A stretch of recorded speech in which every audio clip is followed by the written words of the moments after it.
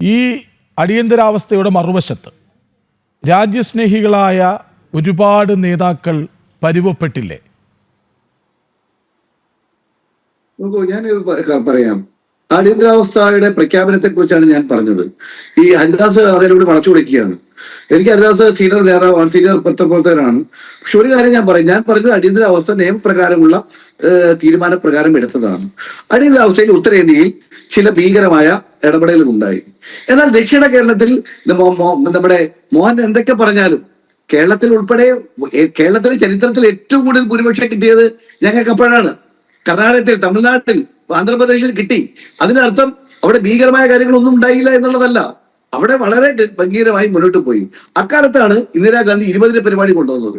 ഗരീബി ഹടാവോ എന്ന് പറഞ്ഞുകൊണ്ട് ദാരിദ്ര്യം അകറ്റാനുള്ള പദ്ധതിയുമായി കൊണ്ട് മുന്നോട്ട് പോയത്. അതൊക്കെ തെക്കേ ഇന്ത്യയിലെ ജനങ്ങൾക്ക് ഏറെ ഗുണകരമായിരുന്നു. പക്ഷെ ഉത്തരേന്ത്യയിൽ ചില പാകപ്പിഴകൾ ഉണ്ടായി.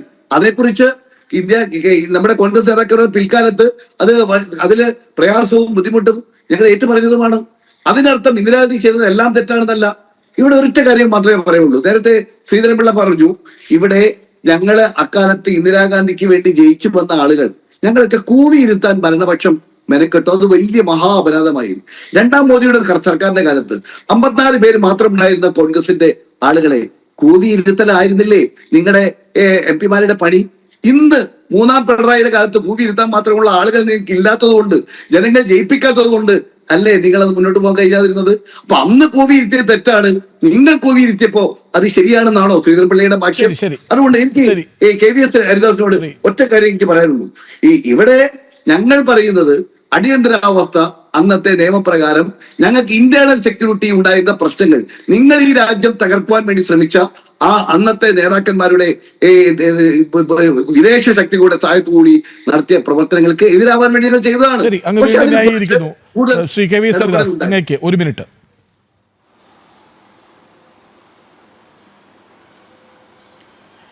അല്ലല്ലോ, രാജ്യത്തെ അടൽ ബിഹാരി വാജ്പേയിയെ പോലെ, അഡ്വാനിയെ പോലെ, ജയപ്രകാശ് നാരായണനെ പോലെ, വിനോബാജിയെ പോലെ ഈ നാട്ടിലെ ജനാധിപത്യം നിലനിൽക്കണമെന്ന് ആഗ്രഹിച്ച സർവരെയും ജയിലിൽ അടച്ചിട്ട് ഇന്ത്യയെ രക്ഷിക്കാൻ പോയി എന്നാണ് നിയാസ് പറയുന്നത്.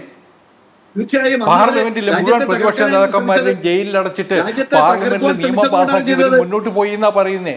ഇത്തരം നാണം കെട്ട ഭരണം ഇത്തരം നാണം കെട്ട ഭരണവും അതിനെ ന്യായീകരിക്കാൻ നിയാസിനെ പോലുള്ളവർ വരുമ്പോഴാണ് ഗതികേടെന്ന് പറയേണ്ടി വരുന്നത്. അതുകൊണ്ട് ഇവിടെ ജനാധിപത്യ കശാപ്പാണ് നടന്നത്, ജനാധിപത്യത്തെ ധ്വംസിക്കുകയാണ് ചെയ്തത്, ഇവിടെ മനുഷ്യാവകാശങ്ങൾ നശിപ്പിക്കുകയാണ് ചെയ്തത്. അതിനെതിരായിട്ട് ഇന്ത്യയിലെ ജനങ്ങൾ മുന്നോട്ട് വന്നു. സൗത്ത് ഇന്ത്യയിൽ നടക്കാതിരുന്നത് ഇവിടുത്തെ ഏറ്റവും വലിയ പാർട്ടി അന്ന് കമ്മ്യൂണിസ്റ്റുകാരാ. കേരളത്തിൽ കമ്മ്യൂണിസ്റ്റുകാർ ഇപ്പോൾ ശ്രീ മോഹനൻ സൂചിപ്പിച്ചില്ലേ, കമ്മ്യൂണിസ്റ്റുകാർ ഒളിച്ചു നടക്കുകയായിരുന്നു. ആരൊക്കെയോ ചിലരെ അറസ്റ്റ് ചെയ്തു. EMS ഉൾപ്പെടെയുള്ളവർ ഇതിനെതിരെ പ്രതിഷേധത്തിന് മുതിരാതെ ഒളിച്ചു നടക്കുകയായിരുന്നു. നാണം കെട്ട് തലയിൽ മുണ്ടിട്ടുകൊണ്ട് നടക്കുകയായിരുന്നു. അതുകൊണ്ടാണ് കേരളത്തിൽ കമ്മ്യൂണിസ്റ്റുകാർക്ക് ആധിപത്യമുള്ള കേരളത്തിൽ ജനങ്ങൾ കോൺഗ്രസ്സുകാർക്ക് വോട്ട് ചെയ്യേണ്ടി വന്നത്. അതും ചരിത്രമാണ്. അതുകൊണ്ട് അതിനർത്ഥം കേരളം അടിയന്തരാവസ്ഥയ്ക്ക് അനുകൂലമായിരുന്നു എന്നല്ല.